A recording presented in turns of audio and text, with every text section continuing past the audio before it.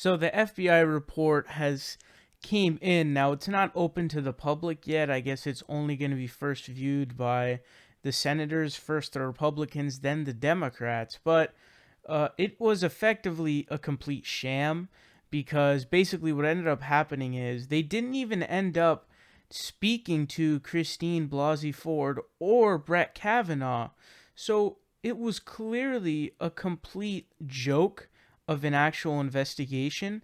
And the fact that they didn't come up with, if they had just spoken to Kavanaugh, they would have easily found that he perjured himself multiple times. And we'll be going over that later when we're talking about this. But the fact that they didn't even speak to the main two people involved is the biggest embarrassment that I've ever seen in my entire life. And the FBI just completely proved to be a joke in this. Now, Tucker Carlson's going to go on the offense against Democrats because he thinks that there's some sort of a hypocrisy on the part of the Democrats. Check it out. A lot has changed in the past 3 weeks, as you may have noticed. We've watched slack-jawed as professional lawmakers attacked the rule of law. We've heard self-described anti-racism activists embrace full-throated racism on television. We've seen people who call themselves advocates for women destroy the life of an actual woman for political gain. The country is all but inverted during the debate over Brett Kavanaugh's nomination. It is bewildering. In case you're having trouble keeping track of it all, a reminder that it was only a week ago that Democrats argued that a second Senate hearing into Brett Kavanaugh's high school record, the one we saw, was not enough to find the truth. We needed a supplementary FBI investigation, and we needed it immediately. There needs to be an FBI investigation. The FBI is an agency of sworn, trained law enforcement officers. They have the ability to do an investigation. Have the independent professionals of the FBI actually investigate. She has a right to have those facts be developed by a nonpartisan source like the FBI, who are expert. An FBI investigation is the only way to answer some of these questions. Well, it always struck us as a mindless demand, despite all the hysterical demands for it.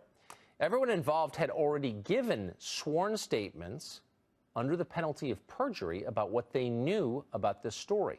The two people at the very center of it had already testified before the Congress on television.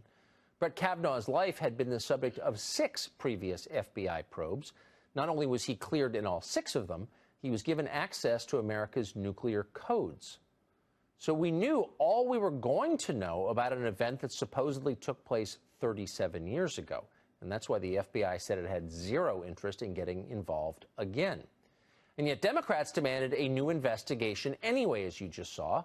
And then protesters screamed at poor Jeff Flake in an elevator in the Senate until he agreed with the Democrats. So we got the investigation. It was supposed to take a week. Everyone agreed on that. But it wrapped up in 6 days. Why? Because there was nothing to find.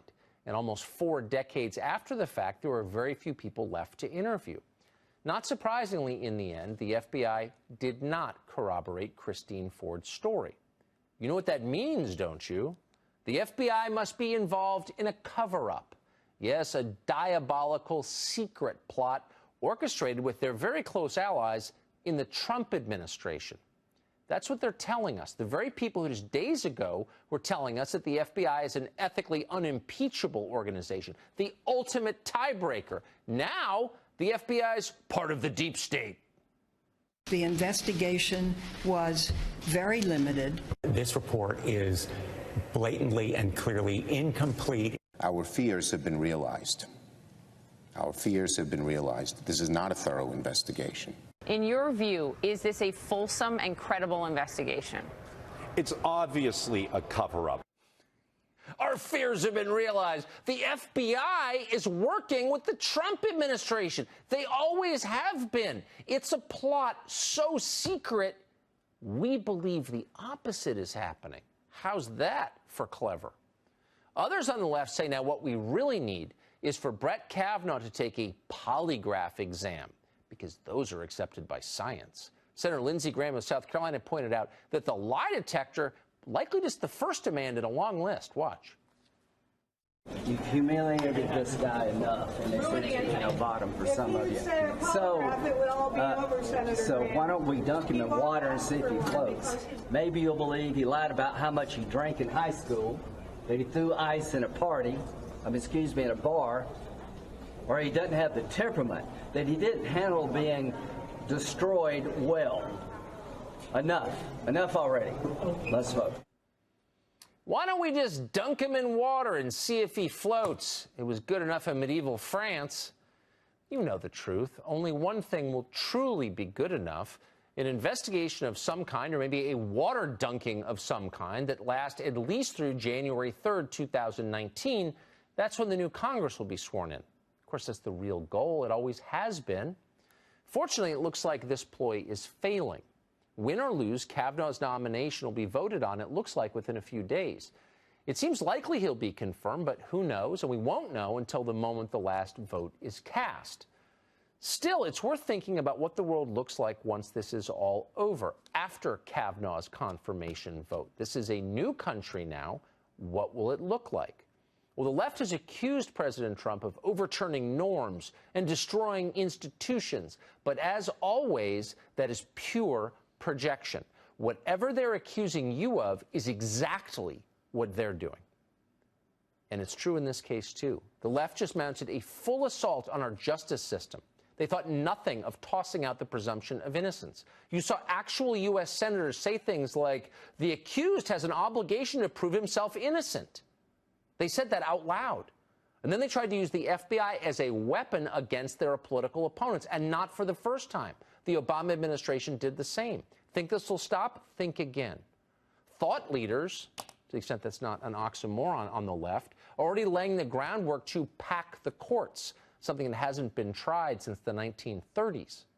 Adding more Democrats to change the balance, the least democratic, small d democratic option available. It's only fair, they'll tell you, to offset the theft of Merrick Garland's seat on the Supreme Court and, of course, the appointment of a teenage sex offender. Going forward, look for the left to delegitimize any decisions written by Brett Kavanaugh from the court, or even any decisions in which he is the majority. Some states may just decide to ignore the Supreme Court. Sound far-fetched to you? Maybe, maybe not. Look what's happening in California right now. Lawmakers in that state, the largest state in the union, have already made it a crime for citizens in California to assist in the enforcement of any federal immigration law. California is, in effect, in open revolt against the laws of the United States. Suppose the Supreme Court were to try to crack down on that. It's not impossible to imagine California simply refusing to comply because Brett Kavanaugh sits on the court. Its edicts are illegitimate. That could happen. And that, by the way, is what crisis actually looks like. So get ready for that. So there was some interesting video on CNN. There was an interview done with the roommate of Judge Kavanaugh in Yale while they were at Yale. And Tucker Carlson talks about the background checks that were done because I guess when the FBI, whenever there's a Supreme Court justice who's been nominated, the FBI does multiple background checks into the person who's nominated. And I guess what had happened is they did their background checks. And while I was watching the interview, because his Yale classmate, his roommate in college said that he lied under oath, which I'll be talking about later in another video. But basically, he said, they didn't even contact me. So how can a legitimate background check not include the college roommate of the person? That doesn't make any sense. And obviously, we know about the shady ass, $200,000 that he had in debt for buying baseball game tickets, and then suddenly magically was paid off. It's some really, really sketchy, shady shit, of course. And the FBI investigation, obviously, as I stated, was a complete epic failure because they spoke under oath to Congress, but the truth is that Kavanaugh, he never even legitimately got questioned by the prosecutor because Lindsey Graham jumped in. He purposely, what it looks like is, he purposely jumped in with that stupid ass tantrum because For him, that was a way to distract, and then they never went back to the prosecutor ever again, because the prosecutor was going to start going through a line of questioning of that date, and that would have led on a bad path for them, really, no matter what the route was. And also, they didn't even investigate as to whether or not he perjured himself, because he perjured himself at least 5 times. So he lied about the definition of boofing. Boofing is not flatulence. That's not a thing. And the real thing is between 2 things. It's either something to do with your butthole, basically putting something in there. It could be drugs, or it could be getting fucked. And the question was, have you boofed yet? Like, what the fuck does that mean? Like, what kind of a question is, have you farted yet? Like, a fart isn't some, like, climax of some sort. It's not like busting a nut where it's like you build up to this climax, and it's like this one-time thing for a long period of time. You don't have, like, one moment in the whole day where you fart. You're like, yeah, I just boof, dog. Like, that's it. No, what the fuck? What is that? Obviously, it doesn't make any sense. It's a made-up definition. Same thing with Devil's Triangle. Devil's Triangle is not a drinking game. He purposely asked, I believe it was Senator Whitehouse, whether or not he played quarters, because if he's never played quarters, then you don't have to explain the game in further detail. Devil's Triangle is apparently a threesome with 2 dudes and 1 girl. So that was a lie as well. That someone from Congress tried editing on Wikipedia the definition to make it align with Brett Kavanaugh's definition. That's how bad it is. That's how bad. They literally have to go in and revise it, and Congress edits expose that. I guess they do have like a Twitter page or something whenever there is a change in edit on Wikipedia by Congress, they post that. But also, there was the question asked to him about whether or not he had any connections to Yale. Now, here's the thing that a lot of people misconstrue in Shaw, man. There's a difference between the question of, do you have any connections to Yale, and did that connection solely get you into Yale? So it can be true. Those 2 things are not mutually exclusive. They asked if he had a connection to Yale. He said no.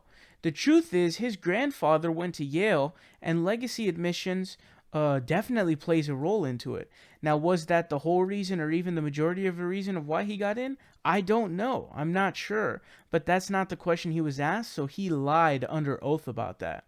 So, and obviously he lied about not heavily drinking. He said, he liked beer, but the whole blacking out thing. So he perjured himself way too many times. He also, another case of perjuring himself, he said he hadn't watched the Ford hearing, while clearly he had. And he might have witness tampered as well, because he claimed that basically the second accuser who came out, Deborah Ramirez, he said that, I found out about those accusations through the New York Times article, but the truth is that he had heard about it prior, and he was actually talking to people who were his friends to back him up, because he wanted to witness tamper. So he was also a witness. So this is insane. An FBI investigation that doesn't come to any information about whether he perjured himself or witness tampering, it's the biggest failure of an FBI case ever. He never even addresses all the times that Brett Kavanaugh lied under oath, because it's not convenient for them. It's not convenient for them in the slightest. They don't talk about how he was being inappropriate and disrespectful and overall a douchebag when he asked Amy Klobuchar if, she's ever blacked out drunk, or asking Senator Whitehouse if he likes beer, which is totally inappropriate. He's not fit to sit on the Supreme Court regardless of anything else at this point. And then the biggest irony of all of this, and this is something that is important not to be lost, okay? I want to drive this one home, because I think that right now we're dealing with such a swarm of shit that a lot of stuff will get lost in the swarm, right? And it's very important never to forget the fact that they obstructed Merrick Garland for a whole year, saying that in an election year, we don't allow Supreme Court justices to go through. And what is it this year? It's a fucking election year. And despite that, they're not waiting until the election happens so that we can then later on put in the Supreme Court justice. What they're doing instead is trying to ram it through prior to the elections, because they don't want to lose power and then not be able to put in their Supreme Court justice. So I want to make this very, very clear to you guys. Never, ever forget that, because that pretense is insanely important, because we get lost with the fact that these guys are hypocritical frauds, contradictory idiots and imbeciles who can't see that he committed perjury, that the even the Yale roommate says he believes both of the allegations. And it's insane, man. This dude's a serial perjurer, I think that's a word, committed perjury like crazy. He didn't have to lie about any of those things. I mean, I don't know if he had said even if he had said the correct definitions of boofing and fucking devil's triangle, Republicans don't eat their own. Like, they never eat their own. I mean, even Roy Moore almost got elected really, really fucking close. The Republicans don't eat their own. So he could have been like, yeah, it's like, me and my boy were dogging this girl. Like, he could have said that. No one would have batted an eye. They wouldn't have gave a shit. Because again, like I said, they really don't eat their own. They don't care. It's pretty insane, but god damn, this shit is getting annoying, dude. It's so annoying.